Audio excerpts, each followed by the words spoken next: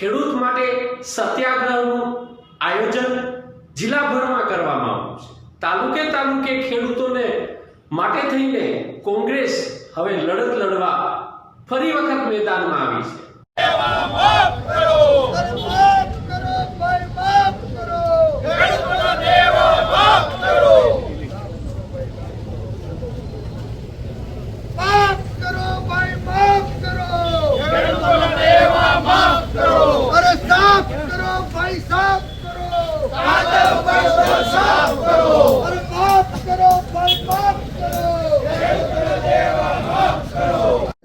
ખેડતા આવડે, પાછું આગતા આવડે, સાહ નાખતા આવડે, મુઠીએ વાવતા આવડે, પારવતા આવડે, નીંદતા આવડે, ઈ પાથરા કરતા આવડે, ખડ કાપો ભરી અને શેઠે નાખતા આવડે છે।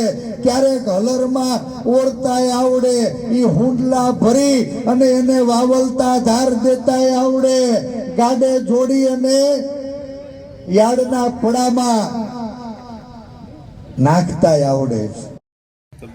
કાર્યક્રમના ભાગરૂપે સહાય પેકેજની જે વાતો ઊભી થઈ રહી છે, ગુજરાતની અંદર મારા જાહેર જીવનની સાથે મને જ્યારથી સાંભળે છે એટલે કે 45 વર્ષની ઉંમર એટલે 15 વર્ષની ઉંમરથી બધું યાદ હોય, ક્યારેય એટલો મોટો ફટકો ખેડૂતોને નથી લાગ્યો। ખેડૂતોનો તૈયાર પાકની અંદર બધી મજૂરી, બિયારણ, ખાતર, દવાઓ બધા જ ખર્ચાઓ થઈ ગયા હતા। સીધો પાક ઘર સુધી લાવવાની તૈયારી હતી ત્યાં સુધીના ખર્ચાઓ થયા હતા। પેકેજ નહીં, ખેડૂતના દેવા માફ કરવા જરૂરી છે, ખેડૂતને ઊભા કરવા જરૂરી છે। આજે દેશની અંદર સૌથી મોટી કોઈ રોજગારી આપતું હોય તો ખેડૂત આપે છે। ખેડૂતના ખેતરમાં 10 વીઘા જમીન હોય તો 5 ઘરના ભરણ પોષણ હાલતા હોય છે। કંપનીઓની અંદર અનાજ નથી પાકતું।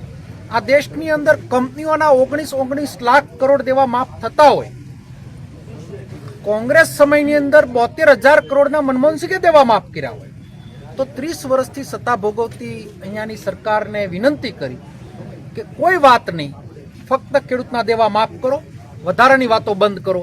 એ વાત સાથે તાલુકે અમે જવાના છીએ, ખેડૂતોની વ્યથાને સમજી અને સરકારને ઢંઢોળવાનો અને જગાડવાનો પ્રયત્ન કરીએ।